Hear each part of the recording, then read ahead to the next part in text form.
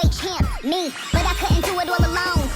Hey guys, welcome back to another video. It's me, Briana Marie, and today's video is on this look. For some reason my eye creased up on this side, and I know why. To go get a translucent powder so I can start setting my base, because I don't want my base to crease, and that's what's happening. I'm feeling this look, but I am so mad because it didn't turn out like I wanted to. I'm starting back doing makeup tutorials. I had to take a little break because things got stressful. I don't want to keep you too long, so I know you want to get right into this tutorial. And then hair deets on this hair will be up either before or after this video, and if it's not up, check the description bar below to see when it will be up. Want to see how I achieve this look? Then keep on watching. Okay guys, we're getting right into it. So I'm taking my LA Girl Pro Concealer and Fawn, and I'm just putting this on the lid to cast out any hyperpigmentation or any pigmentation on the lid. I just want the lid to be all one shade. And then I'm also going to conceal my brows a little bit more because I forgot to do this because I was on Instagram and I was showing you guys how to do it as well. So it was like both ways. It was like on the phone and it was on the camera. But I'm just doing that, and after I do that, I'm going to take my Zoeva buffer brush, and I'm going to buff out that concealer evenly, and then I'm going to set it with some translucent, not translucent powder, some Sasha Buttercup powder mixed with Laura Mercier's medium deep powder. And then the brush that I'm using for my eyebrows is the MAC 212 brush. I think it's like a concealer brush. And then I'm going to blend out those edges. So I thought the trick not to have that edge on the side, because I hated that. Oh my god. And I just used my beauty blender to like blend it out and make it less harsh, if that's even the term for it. But I just did that, and I just wiped off the powder with this foundation brush. And now I'm going to use Diamond Dust by Ambrosia Cosmetics. And they sent me this, but at first it wasn't doing it for me, so I had to pick something else. So I went in with the MAC from the holiday set. I think it's called Liddy or Lit, something like that. Not Liddy, but Lit. And I'm just putting it on the brow bone area with a Sonia Kashia brush.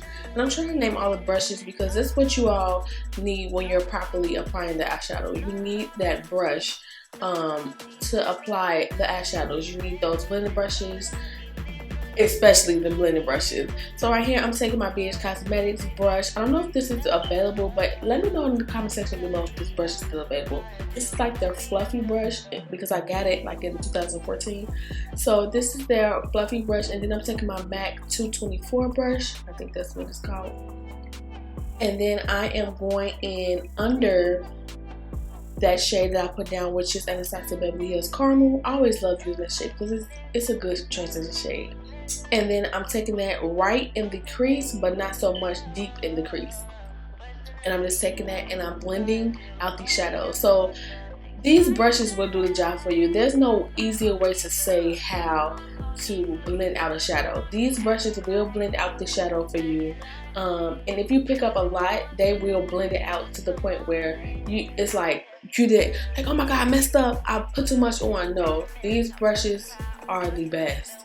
And I'm taking my MAC 286 brush, I think this is called, and I'm putting it right in the crease. So you'll find your crease where your socket is. So if you dig in your eyelids, you'll know where your crease is because that's where the socket is. And then I'm just putting Juvia's Place in the crease, and also Anastasia Beverly Hills Blazin in the crease as well. And I'm gonna go into my Makeup Addiction palette and grab that brownie shade. I don't know, I love this brownie shade because it's not black, it's brown, but it looks black, but it's not. And I love it because I love, like, say if I was to cut the crease now, I don't know, it wouldn't do it for me because I love that gradient effect. I love it from light to dark, and I always have to pop a dark in the crease area when I'm doing a cut crease or any crease. I just love how it all comes together and how it looks, because I don't know, if I do it this way, like if I just cut it without that dark shade, it wouldn't, for me it wouldn't look right. Maybe to somebody else, but it wouldn't look right to me. So I'm taking it on a Beat by Cork brush. This is a more denser brush. I just want to pack the shadow on. So as you go small, the brushes get more, the shadow gets more intense. So when you're applying your shadow with a more denser brush, you're going to get more shadow, and it's going to be a little bit harder to blend out. So look what I'm doing now. So I put the shadow in the crease, and then I'm going in with the shade Before on that 286 brush and blending out those edges, or trying to blend out those edges. I tried to blend as much as I can till my hands fell off or started hurting.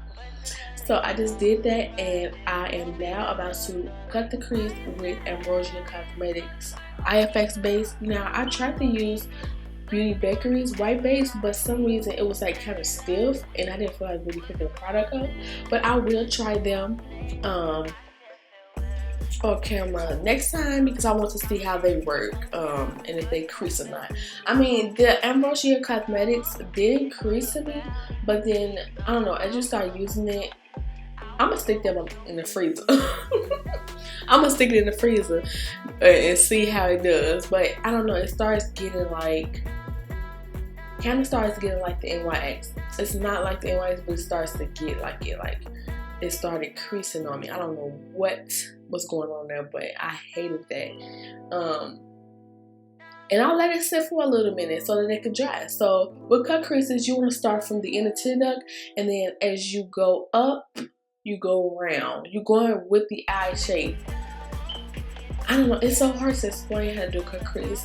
It's like you go from the inner tear duct, I just know where you start. You go up at a certain point, then you go around, and then you start curving where your crease is. Find out where your crease is. When you find out where your crease is, you're gonna go exactly with your crease area. Now this is where the hard part gets, when you want to wing that cut crease out. If you're doing a elongated cut crease, that's what I call them. I don't know if it's the correct terminology for it, but when you get right there, you're going to stop because your crease doesn't go all the way out there. So you're going to try your best to curve it with the end of your brow.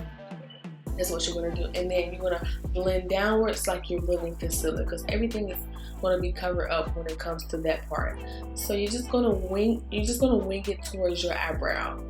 Curve it right there by that bone area, because there's no crease right there. So just curve it right there by that bone area. So I'm just doing the same thing on this lid. So I hope that helped a little bit. If you want me to go more in depth, I'll try to like look up some terminology, or try to look at somebody who is explaining it the right way and come back on here to explain explain it to the best ability that I can.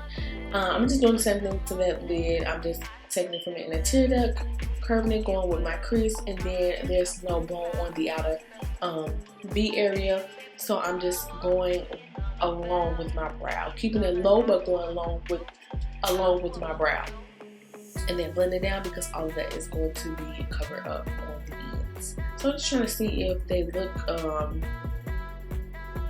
the same. They kind of look the same, not so much. You know, sometimes one cut crease be bigger than the other one, but that's fine. You're going to get that with cut crease sometimes. Everything's not perfect. Your eye shape is not perfect anyway, because one eyelid is bigger than the other one. So I'm taking my Suva Beauty eyeshadows, and this is in the shade I don't know, I totally forgot, but I'll leave it in the comment section below. And then I'm taking Anastasia Beverly Hills Artist Palette, and I'm taking this light shade because I didn't want it that peach. I wanted a lighter peach. So I'm just mixing colors together just to get the right shade that I want. And I actually love how it looked with the orange hair. So you're going to see some orange hair at the end, or if not the beginning, when I did my when I did my intro. And I just think that oranges and peaches all go together. So do you get this down? It's like when you have a certain hair color, you have to find out like what shadow goes right. You don't want to be with no green hair and then well, blue will go good. You don't want with no purple will go good. I mean, well, it doesn't matter. But do you all get that sometimes, like with certain colors, you try to stick to certain makeup looks with color hair? I don't know, something else might do that, but I definitely do. But I will go outside the box and try something different if it's a like different hair color. But right here, this is the part, oh my god, I really messed up on. What was giving me the flux was this orange eyeliner. Now, Daz, if you know this, okay, so what I'm putting on my lid now is INGLOT number 77 gel liner. It's the blackest because it's blacker than NYC liquid liner, and I love it. But the only thing is, I have to get a precise angle brush to have the product go as smooth as I want it to, because it's so even and it wasn't working for me, so I had to go back on my NYC liquid liners to make the line a little bit straighter. And then on top I went with Suva Beauty's Hydra liners, and I don't know, for some reason at first I was liking it, but then I need a liner. If anybody knows a liquid liner besides NYC, besides NYX, because I heard their liners crack, and I'm looking for a lot of colorful liners that I can work with, because I'm trying to do different looks, but I don't know any colorful liners. So off camera, I just applied my lashes, and now I'm going to move on to the face. So I'm taking my SaschaCosmetics Mattifier primer and putting that on, and then I'm taking my Clinique's Dramatically primer. Yeah, that's what it's called, because I need some moisture in my face. And then I'm taking this backlight. See, I didn't know what this, I'm reading it. Backlight, I guess it's supposed to give you some glow when putting on the foundation. Excuse my nails. I know my nails are off, so you don't have to tell me. And after I do that, I'm taking my MAC Corrector palette, the medium to deep palette, and I'm just correcting those dark marks in the front of my face. And then now I'm just trying foundations out. I was trying the MAC because I got samples. And I was like, I can use these samples because I might like some of these foundations. So my foundation is not normally what you see. So I'm taking the Black Up Cosmetics. Now I really like this foundation. Do y'all think this is a good shade, or do y'all think it's too light? Let me know, because to me it blended out fine, and it actually blended with my neck a little bit as it oxidized, I guess. So I went back to my old routine. This is the makeup that I used to do in high school, but when I first started out, and I used these sticks to highlight and contour with, but I didn't use the contour this time today. I just used the highlighter, which is Black Opal's Heavely Honey, and then what I would do is blend it out and then set it with medium deep, because it's way too light and I want to tone it down. I want that highlight, but I just want to tone it down with medium deep powder. So that's what I'm doing. And I'm blending the edges out with my foundation brush. Now y'all probably like, oh my god, this is, yes, this is what I used to do in high school, but I'm taking a different color for my forehead. I'm taking LA Girl Pro Concealer and Fawn down the bridge of my nose and on my forehead. And you see the foundation, it oxidized a little bit. Did you see that? So it looks like it's a good color to my neck. So to even everything out, I want to make my face a little bit even and darker, so I'm gonna pile that on, honey. I'm gonna pile it on. I'm gonna contour to the gods today. I'm putting on a lot of contour, but everything is gonna work out seamlessly. And I'm just blending, and then I'm just gonna put that powder on the medium deep from what is this? Laura Mercier, and blend everything in. Now y'all see that? It just all comes together. But when I used to do it back in the day, honey, y'all should have saw it back in the day. I had that yellow stuff on my face. Oh my god, it was like, no, it wasn't blending at all. Like, honey, come through for the drag. Yes. And I'm just wiping that powder off, and then what I'm gonna do is go in to make everything a little bit more darker, or a little bit more gradient, and I'm going to go in with MAC's, what is this?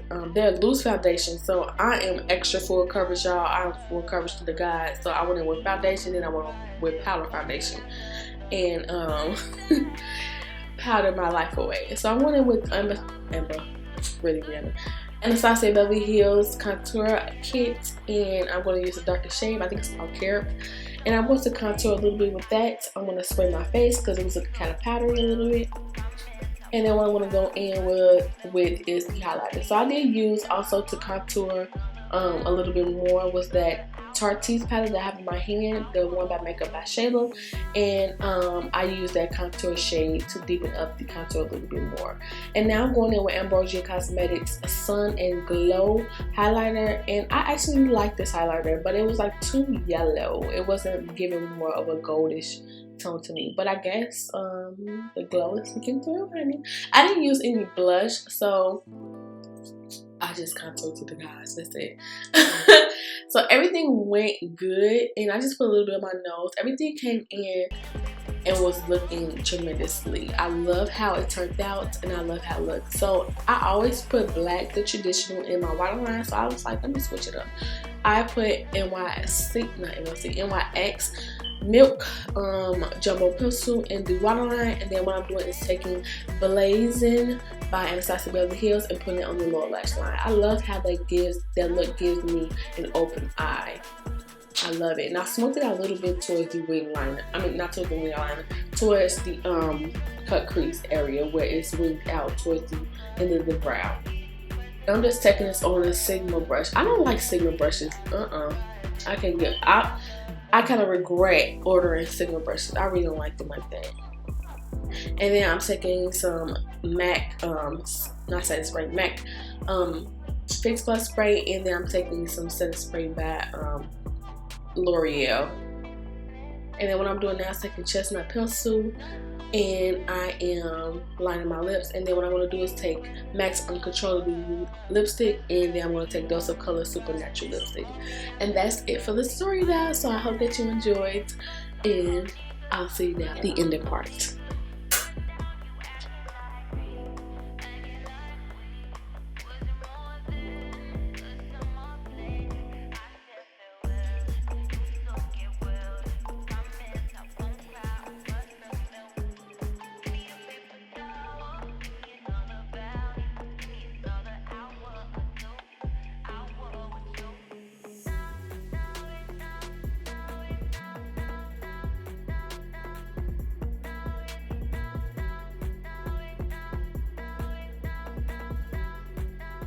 Thank you so much, guys, for watching this tutorial. I hope that you enjoyed. Even though I failed at this makeup look with the creasing, it possibly is not my fault. It's the makeup fault, the products. Oh my god. I hope that you like this video. Don't forget to comment, rate, and subscribe. Tell me what you think about this hair. Do you like this hair color? Would you like for me to try more hair colors? Do you like this makeup look? I want to know if you think this looks really cute with the background, all the things together. And my mom did my hair. Shout out to her. She always does it. See you guys on the next one. Don't forget to follow me on Snapchat, Facebook, and Instagram. And I'll see you guys on the next tutorial.